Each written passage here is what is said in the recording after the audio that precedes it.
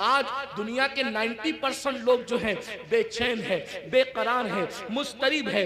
वो लोगों को सुकून नहीं है। सब कहते हैं हजरत सुकून नहीं है, कोई कहता है अल्लाह हजरत सब कुछ है सुकून नहीं है, कोई कहता है बेटी को रिश्ता नहीं है, कोई कहता है औलाद नहीं है। जिसको औलाद है फरमा बरदार नहीं है, फरमा बरदार है उनको नौकरियां नहीं है, घर में रोजी रोटी का मसला है। हर मुसलमान नहीं बल्कि हर इंसान किसी न किसी मसले में उलझा हुआ है। ये मसले क्या है? ये मसले नहीं है, ये मसले जो है अल्लाह के अजाब की एक शक्ल है। अल्लाह ने बतौर अजाब मुसल्लत किया है। बेटी को रिश्ता नहीं आता, ये अल्लाह के अजाब में से एक अजाब हो सकता है। याद रखना, रोजी के लिए दर दर भटक रहे हो, खुदा के अजाब में से एक अजाब हो सकता है। सोते हो नींद नहीं आती, नींद की गोलियां लेकर भी सोते हो फिर भी नींद नहीं आती, अल्लाह के अजाब में से एक अजाब की शक्ल हो सकती है। औलाद नाफरमान है, माँ बाप को गालियां दे रहे हैं, माँ बाप को घर से निकाल रहे हैं, माँ बाप को जलील कर रहे हैं, माँ बाप को रुस्वा कर रहे हैं। ये सब क्या है? अल्लाह के अजाब में से एक अजाब है। इसलिए अल्लाह की नाफरमानी करोगे तो यही होगा। बहरहाल आखिरी बात के तौर पे अर्ज कर रहा हूँ, फिर आका इरशाद फरमाते हैं हम लोग और आगे बढ़े। जब जहन्नम का मुशाहिदा किया तो हमने देखा कि कुछ ऐसे लोग हैं जिनके होंठ आग की कैंची से काटे जा रहे हैं, आग की कैंची से होंठ काटे जा रहे हैं। मैंने पूछा जिब्रील ये कौन लोग हैं? तो जिब्रील अलैहिस्सलाम ने अर्ज़ की या रसूल अल्लाह, ये आपकी उम्मत के वो उलमा हैं, वो मुकर्रिर लोग हैं जो कौम में फितना फैलाने की बात करते थे, कौम में ऐसी बात करते थे कि कौम में फितना फैले। आज इनके होंठ काटे जा रहे हैं। और एक हदीस में ये भी आया है कि ये वो मुकर्रिर लोग हैं, ये वो उलमा लोग हैं जो लोगों को तो नेक काम का हुक्म देते थे मगर खुद नहीं करते थे। कुरान कहता है लिमा तक़ूलूना मा ला तफ़अलून, वो क्यों कहते हो जिस पर खुद अमल नहीं करते। अब यहाँ ये बात ध्यान से सुन ले, गौर से सुन ले। आखिरी बात के तौर पे किन मुकर्रिरों के होंठ काटे जा रहे हैं आग की कैंची से? जो लोग उम्मत में ऐसी बात करते थे लड़ाने की, उम्मत को डिवाइड करने की, उम्मत में फितना पैदा करने की। आज देख लीजिए बहुत सारे मुकर्रिर ऐसे दुनिया में मिलेंगे आपको जो उम्मत में आते हैं बांटने की बात करते हैं, तकसीम करने की बात करते हैं।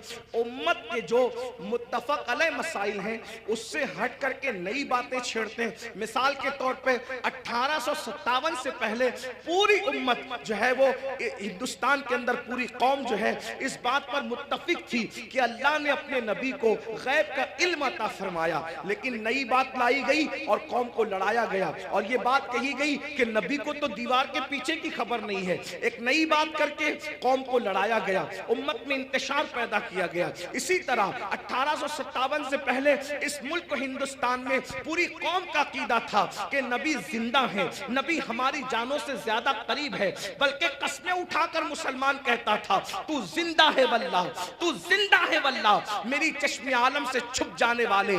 लेकिन ये बदतरीन उलमा, वो अल्लाह अकबर बिदती उलमा, वो बदतरीन खल्क है, अल्लाह अकबर, वो बदतरीन खुतबा जिन्होंने ये बात फैलाई कि माज़अल्लाह नबी मरकर मिट्टी में मिल गए, कौम को लड़ाया कि नहीं लड़ाया। इसी तरीके से आज भी कुछ लोग ये काम कर रहे हैं कि अल्लाह अकबर सहाबा और अहलुल बैत के अकीदे पर, यानी सहाबा की मोहब्बत और अहलुल बैत की मोहब्बत पर पूरी दुनिया के लोग कायम है, पूरी दुनिया के मोमिनीन कायम है। लेकिन एक तबका मुकर्रिरों का ऐसा है कि वो अल्लाह अकबर अहलुल बैत की मोहब्बत के नाम पर सहाबा को तान करता है और कौम को लड़ाता है। और कुछ लोग ऐसे हैं जो सहाबा की मोहब्बत के नाम पे अहलुल बैत को तान करते हैं और उम्मत को लड़ाते हैं। याद रखना, आज कौम के साथ जो खिलवाड़ करना हो कर लो, लेकिन आखिर मौत है, मौत, मरना सबको है, अवाम को भी और खुतबा को भी। इसलिए खुदा के लिए आपसे भी कहता हूं, ऐसे लोगों का अलैकार न बनो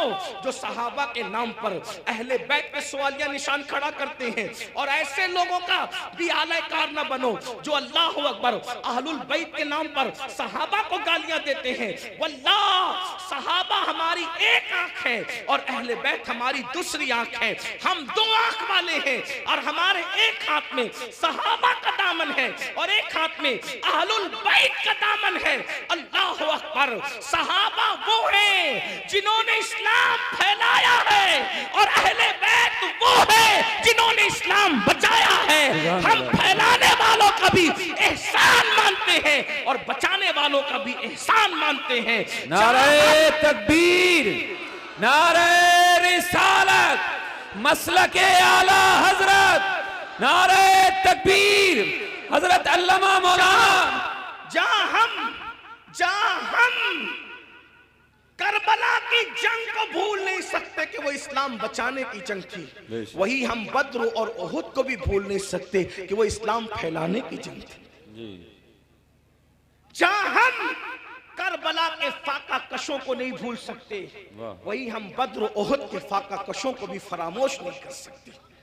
करबला वालों को रसूलुल्लाह ने अपने कंधों पे उठाया है, तो बद्र उहुद और खंदक और खैबर वालों के लिए कुरान कहता है वल आदियाति दबहन फल मोरियाति कदहा। ए महबूब, जो तेरे पीछे घोड़े दौड़ाते हैं और उनके घोड़ों की टापों से जो धूल निकलती है, हम उन घोड़ों की टापों से निकलने वाले धूल की भी कसम उठाते हैं। जिनके घोड़ों के पैरों से लगने वाली धूल इतनी कीमती है कि अल्लाह उसकी भी कसम कुरान में उठाता है। कुरान तो पढ़ो ना, कुरान तो पढ़ो। सहाबा को क्या समझोगे?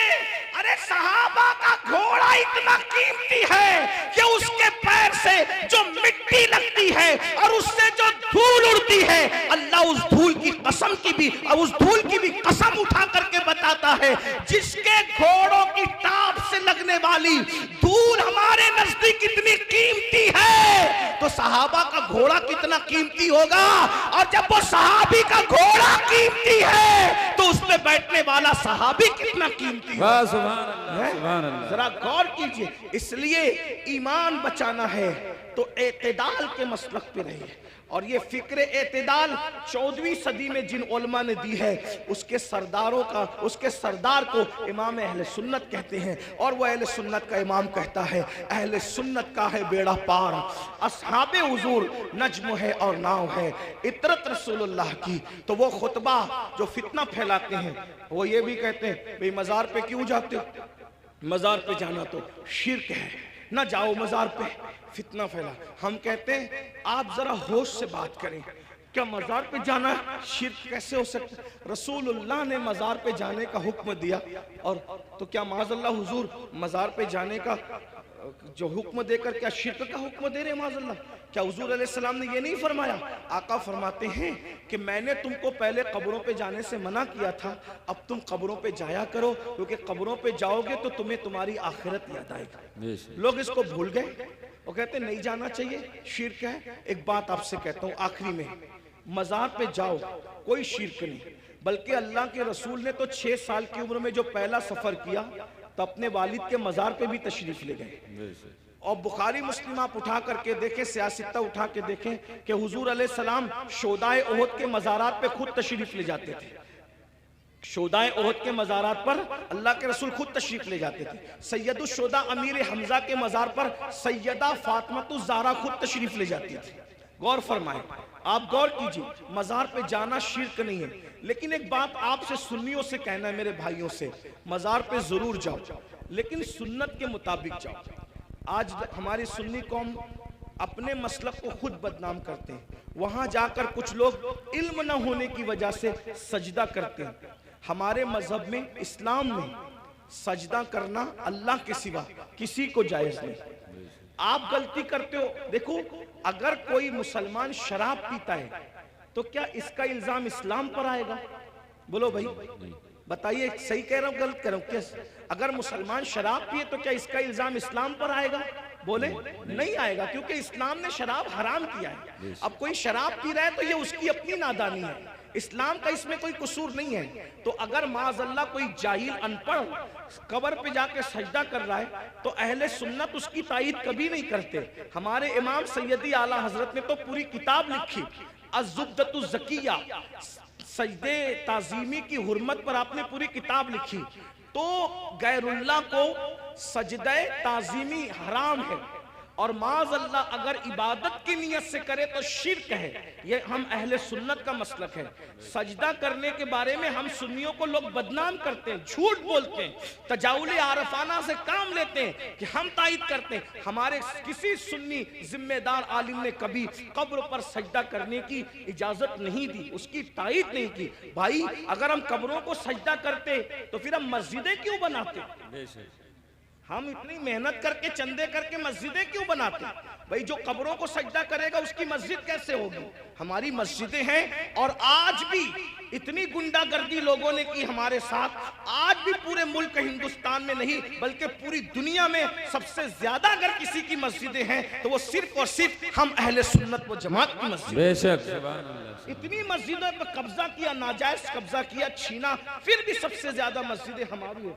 अल्हम्दुलिल्लाह दिल्ली की जामा मस्जिद के बानी से लेकर मुरादाबाद की जामा मस्जिद के बानी तक तारीख उठा करके देख लो, सब के सब आपको अहले सुन्नत मिलेंगे, कोई अहले बिदअत आपको नहीं मिलेगा। अल्हम्दुलिल्लाह रब्बिल आलमीन। लेकिन ये बात सुन्नियों में तुमसे कहता हूँ, कब्रों पे जाके सजदा मत करो, अपना इस्लाम बदनाम होता है, अपना मसलक। और एक बात कहता हूँ, जिस चीज से अल्लाह रसूल ने रोक दिया उसमें कभी कोई फायदा ही नहीं है। जब हम अपने नबी को सजदा नहीं कर सकते तो हम किसी वली को सजदा कैसे कर सकते हैं?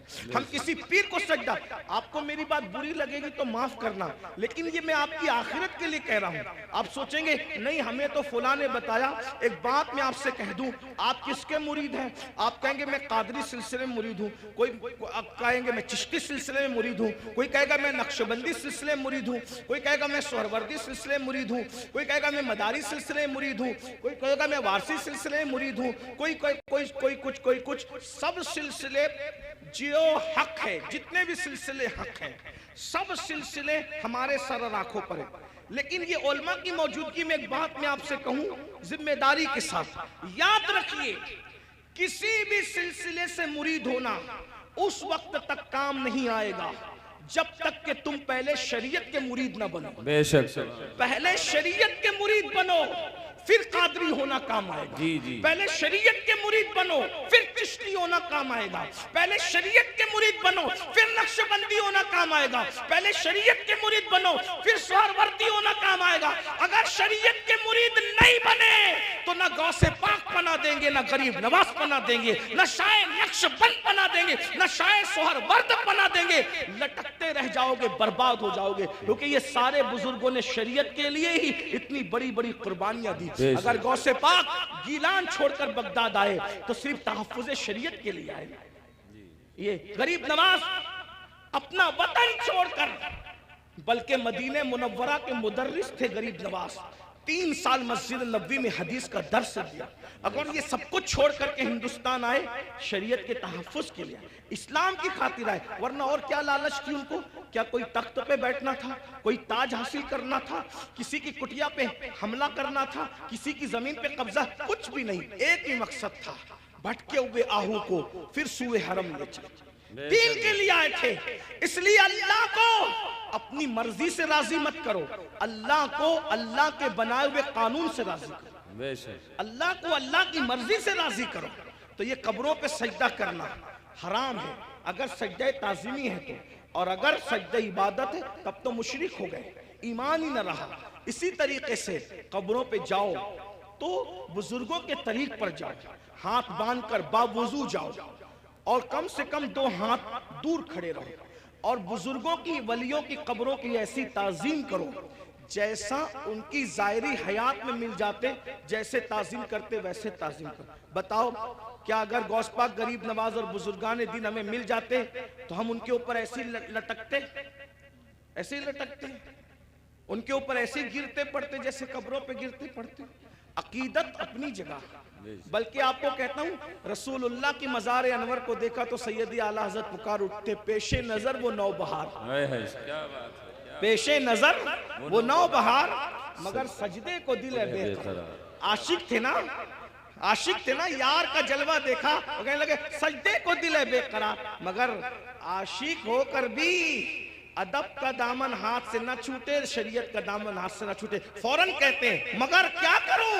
रोकिए, सर को रोकिए। हाँ यही इम्तिहान, क्या बात है, ये इम्तिहान है हमारा। इसलिए अब एक बात कह दूं, कड़वी लगे तो माफ करना, जिनको सजदा करना हराम है वहां जाके सजदे करते हो, और जिसको सजदा करने का हुक्म है उसको सजदा नहीं करते।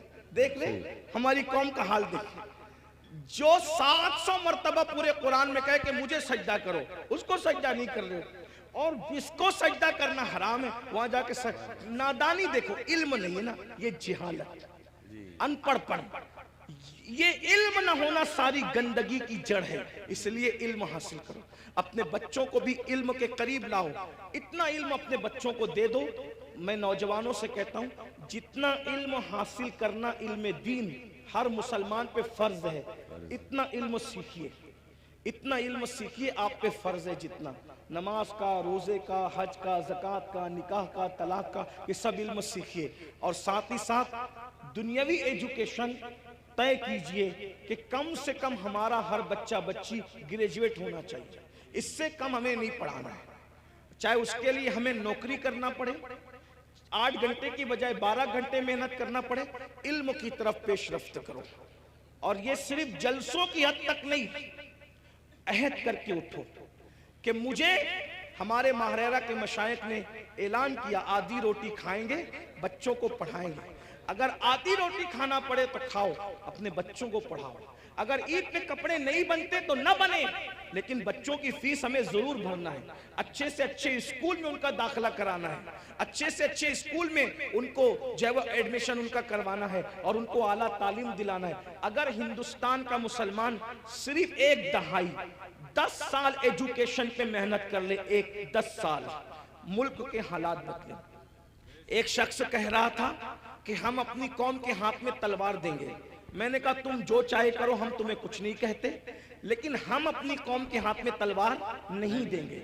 हम मुसलमान अपनी कौम के हाथ में तलवार नहीं देंगे, हम अपनी कौम के हाथ में कलम देंगे। कलम, जिसको तलवार देना है वो दे, तुम जानो, तुम्हारा काम जानो। लेकिन मुसलमानों से हम हर जलसे में अपील करते हैं कि हम अपने बच्चों के हाथ में तलवार क्या, हम तो गुलेल भी देना नहीं चाहते। आज की तारीख में हम कलम देना चाहते हैं। याद रखना, तलवारें उठती है तो गर्दनें कटती है, और जब कलम उठता है तो गुर्बत कटती है। जब कलम उठता है कमजोरियां कटती है, कलम उठता है दुश्मन ज़ेर होते हैं, कलम उठता है इनकलाब आता है। मेरे नबी कलम और किताब लेकर के आए थे, इसलिए कोई बच्चा अनपढ़ न रहने पाए। जो कुछ हुआ, और जो बच्चे 10वीं 12वीं पढ़ के ड्रॉप आउट हो गए, हट गए, उनसे मैं कहता हूं आज घर बैठ करके बहुत सारे कोर्सेस किए जा सकते हैं। इसलिए मोबाइल में गेम खेलकर वक्त जाय करने की बजाय, इधर उधर बैठकर इसके ओटे पर उसके नुक्कड़ पे बैठकर वक्त जाय करने की बजाय, बच्चियों से भी कहता हूं, अगर 10वीं 12वीं पढ़ करके छोड़ दिया है तो बहुत सारे ऐसे आज कोर्सेस हैं कि घर पे बैठे बैठे आप तालीम हासिल कर सकते हो। लॉकडाउन के अंदर मैं भी जो है वो 11वीं पढ़ के मैंने छोड़ दिया था। मेरे 11वीं पढ़ के छोड़ने का वाकया भी एक अजीब सा है। असल में सुन्नी दावत इस्लामी के माहौल में था।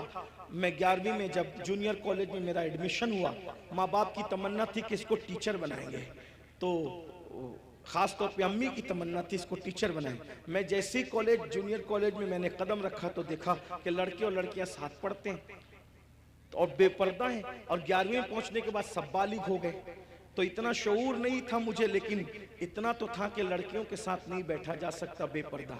तो मैंने टीचर से कहा, क्लास टीचर से, अब्दुल अजीज सर हमारे थे, मैंने कहा कि लड़कियों के साथ तो बैठना नाजायज है। वो हंसने लगे, बोले हैरत है इस दौर में ऐसी बात कोई करता है, तो पागल तो नहीं हुआ। मैंने 1 महीने तक के ये बात करता रहा। आखिर हमारे प्रिंसिपल ने कहा ऐसी बात नहीं। मैंने कहा या तो डिवाइड कर दें या तो फिर हम चले, और मैंने जो है वो फिर उसके बाद छोड़ दिया। मेरे सर मेरे घर तक आए, इत्तेफाक से वो मेरे अब्बा के भी क्लास टीचर रह चुके थे, मेरे भी एक ही स्कूल में, हमारे अब्बा ने भी पढ़ा हमने भी पढ़ा। तो वहाँ पर वो आए, कहा कि अब्बा, वो कहा कि तेरे बेटे को समझा कि ये पागल तो नहीं हुआ है। मैंने कहा कुछ भी हो मैंने नहीं पढ़ना, शरीयत ने मना किया। हालांकि आप ऐसा नहीं करना, उलमा से आप पूछना, उलमा आपको बताएंगे हालात के तहत मामलात होते हैं। लेकिन उस वक्त माहौल ऐसा था हमारा, सुन्नी दावत इस्लामी का माहौल तकवे का, परहेजगारी का। अब तो हम मुत्तकी नहीं है, वो परहेजगारियाँ ही नहीं है, लेकिन बहरहाल तो वो माहौल था, तो हम नहीं गए फिर। लेकिन मेरे अजीज साथी, मेरे बड़े भाई की तरह, वो भी एक स्कूल के प्रिंसिपल है और हमारी सुन्नी दावत इस्लामी के रुकने शूरा हैं, कारी रिजवान खान साहब। उसने कहा कि पढ़ ले भाई, वरना ऐसे ही रह जाएगा। मैंने कहा अगर मैं अच्छी नीयत से अल्लाह की शरीयत के लिए छोड़ रहा हूं तो अल्लाह इसका सिला मुझे देगा। और अल्लाह ने मुझे सिला ये दिया कि आज मैं एक English medium school and junior college का चेयरमैन हूं, अल्हम्दुलिल्लाह। और तकरीबन 50 टीचर्स जो है वो इस वक्त कमोबेश अल्हम्दुलिल्लाह जो वो हमारे अंडर में काम करते हैं, ये करम है। मुझे ये यकीन है शरीयत का दामन जिसने पकड़ा है तो अल्लाह ने उसको कभी जलील नहीं होने दिया, रुस्वा नहीं। लेकिन बहरहाल फिर मुझे एहसास था कि मैं पढ़ नहीं सका, फिर मेरी पूरी तवज्जो दीनी तालीम की तरफ हो गई। वैसे मैं 7th और 8th से मैं जो है वो आलिम कोर्स की तरफ चला गया था, लेकिन मैंने सोचा कि अब पूरी तवज्जो 11वीं के बाद इसी पे मरकूज कर दी जाए, उसी तरफ मैंने तवज्जो रखी। लेकिन फिर मुझे एहसास था कि मैंने दुनियावी तालीम को भी आगे बढ़ा, तो लॉकडाउन का फायदा उठाते हुए फिर मैंने MA के अंदर एडमिशन लिया अभी, हाँ अल्हम्दुलिल्लाह। हाँ, और उसके पहले एग्जाम में शिरकत का प्रोग्राम था और उसकी तारीख और हज की तारीख सेम हो गई तो नहीं दे सका, लेकिन बहरहाल मैंने उस तरफ पेशरफ्त की और इंशाल्लाह। तो आपसे भी मैं कहता हूँ, मैं ये आपको ही कह के जा रहा हूँ नहीं, मैं आपसे, मैंने खुद भी इस पर अमल किया है अल्हम्दुलिल्लाह, और मैं इंशाअल्लाह ताला उसकी कोशिश करूँगा कि 1 साल में उसकी तकमील करूँ जो रह गया है। बहरहाल इतनी लॉकडाउन में तो फ्री थे, तो जो होना था वो, जो करना था वो कर लिया, लेकिन अब दौरों की मसरूफियत नहीं, लेकिन अल्लाह ने आपको वक्त दिया, फुर्सत का वक्त दिया है। आप जो पार्ट टाइम कोर्सेस है वो करें, बल्कि जो नौजवान दुनिया नहीं पढ़े हैं वो घर बैठे कोर्सेस का फ़ायदा उठा के दुनिया पढ़ लें, और जो जवान दुनिया पढ़ चुके हैं, डॉक्टर है, इंजीनियर है, टीचर है, उनको चाहिए कि आलिम कोर्सेस भी अब जो है यानी कि ऑनलाइन पढ़ाए जा रहे हैं। तो आप 2 घंटा निकाल करके उलमा से, हमारे मुफ्ती हारिस साहब, जामई और भी सब, मैं सबके नाम नहीं जानता, इनसे राब्ता कायम करके मालूम करें कि अच्छा तालीमी निज़ाम ऑनलाइन कहाँ है, तो आप भी करें। अल्हम्दुलिल्लाह हमारे बहुत सारे सुन्नी दावत इस्लामी के ऐसे मुबल्लिगीन जो डॉक्टर हैं, टीचर हैं, और उन्होंने फार्मेसी किया है, ऑनलाइन उन्होंने कोर्सेज किए, और वो बहुत सारे लोग ऑनलाइन कोर्सेज करके आलिम बन गए। तो मेरी गुजारिश है, काम करने से होता है, इल्म पढ़ने से आता है, थोड़ी मेहनत कीजिए। जितना टाइम मोबाइल में लगाते हो, जितना टाइम नुक्कड़ों पे लगाते हो, जितना टाइम होटलों पे लगाते हो, जितना टाइम इधर उधर बैठ के लगाते हो, उसको तालीम में खर्च कीजिए। दुनियावी तालीम भी और दीनी तालीम भी, दोनों तालीम हासिल कीजिए। अल्लाह ताला की बारगाह में दुआ है, अल्लाह हम सबको अमल की तौफीक अता फरमाए। गुफ्तगू के दरमियान अगर कोई गलती हो गई हो तो अल्लाह ताला अपने हबीब सल्लल्लाहु अलैहि वसल्लम के सदक़ो तुफ़ैल माफ़ फरमाए। अस्तग़फिरुल्लाह रब्बी मिन कुल्लि ज़ंबि व अतूबु इलैहि। ये मदरसा जो सुल्तानिया कादरिया जो है, उसके एक उस्ताद है मुफ्ती शुएब साहब के वालिद, एक हादसे में वो शहीद हो गए। अल्लाह पाक की बारगाह में दुआ की जाती है कि अल्लाह ताला उनकी बेहिसाब मग़फ़िरत फरमाए, तमाम अहले ईमान की मग़फ़िरत फरमाए, अल्लाह सबके दर्जात को बुलंद फरमाए। अस्सलामु अलैकुम व रहमतुल्लाहि व बरकातुहू। एक गुजारिश मेरी आपसे है जो हमेशा करता हूँ कि आने में भी ऐसे ही धक्का-धक्की, मैं समझता हूँ कि अब हमें डिसिप्लिन का मुज़ाहरा करना चाहिए। देखिए हम लोग तो गुनहगार